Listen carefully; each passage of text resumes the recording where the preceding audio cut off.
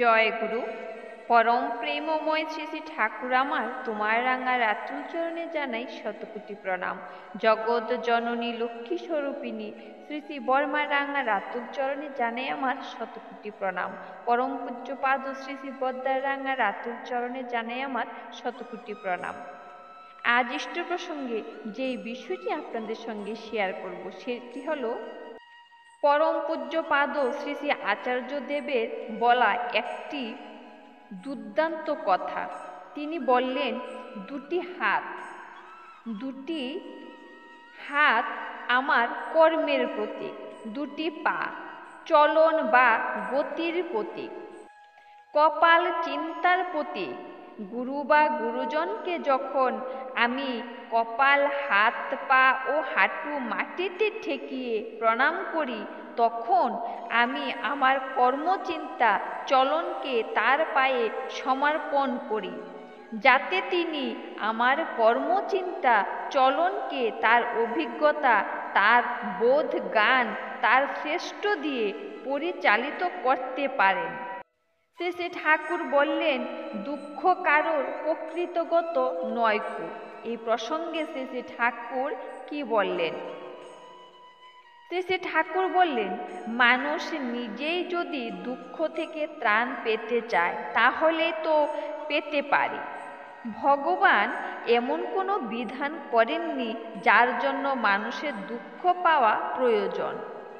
ঠাকুর বললেন, মানুষ সেই প্রয়োজন সৃষ্টি করে অনেকখানি চেষ্টা করে, অর্থাৎ বিপথে চলে। শ্রী শ্রী ঠাকুর বললেন, দুঃখ যখন আসে তখন যদি তা থেকে ত্রাণ পেতে চায় এবং তার ইচ্ছাটা যদি আন্তরিক হয় তবে সেই পথ তার খোলা। কিন্তু ভগবানের রাজ্যে একটা বিধান এই যে, মানুষ করার ভিতর দিয়ে যা চায় ভগবান তা মঞ্জুর করেন।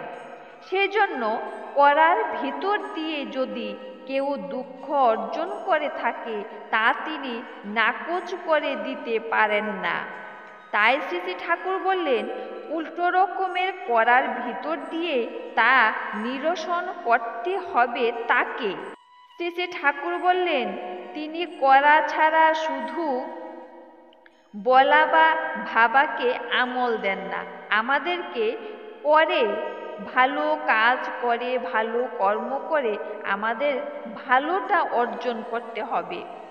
তাই শ্রী শ্রী ঠাকুর বললেন, তুমি যে দুঃখ চাও না, আচরণের ভিতর দিয়ে তার পরিচয় দিতে হবে তোমাকে। তবে সব সত্ত্বেও জীবের প্রতি তার অশেষ দয়া। তাই পৃথিবী টিকে আছে, টিকে থাকে।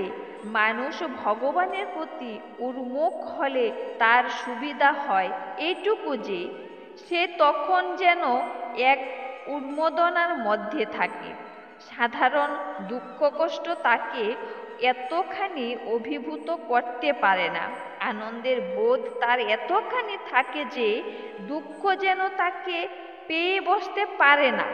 তাছাড়া সব সময় ভগবত সেবার বুদ্ধি থাকে বলে দুঃখ কষ্ট ও দুরবস্থাকেও তার সেবায় লাগিয়ে দেয়। তাই সে ঘায়েল হয়ে পড়ে না। শ্রী শ্রী ঠাকুর বললেন, মন্দের ভিতর যতখানি ভালো আদায় করা যায় তাই সে করে। বিষকেও সে অমৃতে পর্যাবসিত করে তোলে। ভক্তি বড় জব্বর জিনিস, তা মানুষকে বুদ্ধি যোগায়, শক্তি যোগায় অসাধারণভাবে। এক দাদা শাসন নিয়ে কথা তুললেন। তখন শ্রী শ্রী ঠাকুর বললেন, শাসন শব্দটির একরকম পরিচিত অর্থ আছে, যার সাথে ধাতুগত অর্থের খুব একটা সাযুজ্য নেই। শাসন যে অর্থে ব্যবহৃত হয় তা হলো কেউ ভুল করলে তাকে ধমক দেওয়া, ভর্ৎসনা করা। আর একটু উন্নত অর্থে সংশোধন করা আর নিয়ন্ত্রণ করা। এর অর্থ হলো আদেশ উপদেশ প্রতিপালন, আজ্ঞা ক্ষমা অনুমতি দমন ইত্যাদি। শ্রী শ্রী ঠাকুর বললেন, যেই অর্থেই শাসন শব্দটিকে আমরা ব্যবহার করি না কেন, এর মূল উদ্দেশ্য সংশোধন করা। কিন্তু বেশিরভাগ ক্ষেত্রে শাসন ক্রোধের দ্বারা নিয়ন্ত্রিত হয়। কারোর কোনো দোষ চোখে পড়লেই তাকে সংশোধনের পরিবর্তে ভর্ৎসনা করা হয় বেশি। এর মধ্য দিয়ে এইটি বক্তব্য ফুটে উঠে, তুমি দোষী, আমি নির্দোষ। শ্রী শ্রী ঠাকুর বললেন, কাউকে যদি বলিস কিছু সংশোধনের তরে, গোপনে তা বুঝিয়ে বলিস সমবেদনা ভরে। শ্রী শ্রী ঠাকুরের বলা একটি দুর্দান্ত কাহিনী আপনাদের সঙ্গে শেয়ার করছি। একজন চোর ছিল।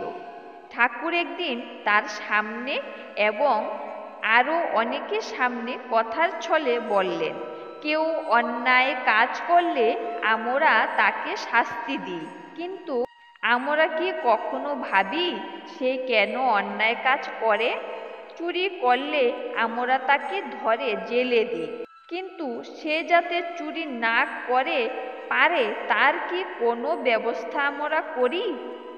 তার হয়তো যোগ্যতা নেই, কিন্তু অযোগ্য মানুষেরও তো পেটে খিদে আছে, তার বাচ্চারাও তো না খেতে পেলে কাঁদে, তাদেরও তো খেয়ে পরে বেঁচে থাকতে স্বাদ হয়। জীবন ধারণের এই স্বাদের ক্ষেত্রে কি অপরাধ বলো? এই রকম আরও অনেক কথা বললেন শ্রী শ্রী ঠাকুর।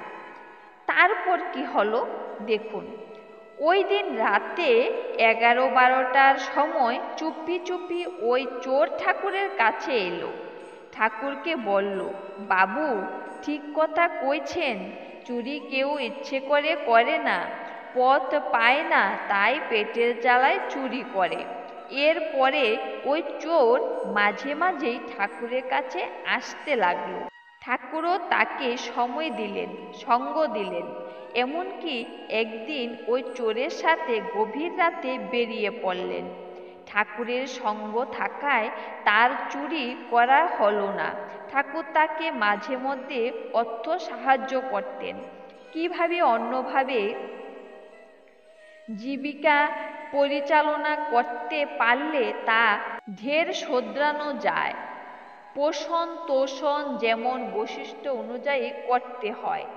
শ্রী শ্রী ঠাকুর বললেন, শাসনের বেলাও তেমনি বৈশিষ্ট্য ও প্রকৃতিকে লক্ষ্য করতে হয়, তাহলে শাসনের মাত্রা ও ক্রম ঠিক থাকে। তাহলে দেখলেন তো শ্রী শ্রী ঠাকুরের দয়া। শ্রী শ্রী ঠাকুরের দয়ায় একটি চোরও কিভাবে শুধরে গেল। এই হলো আমাদের ঠাকুর, এই হলো আমার ঠাকুর।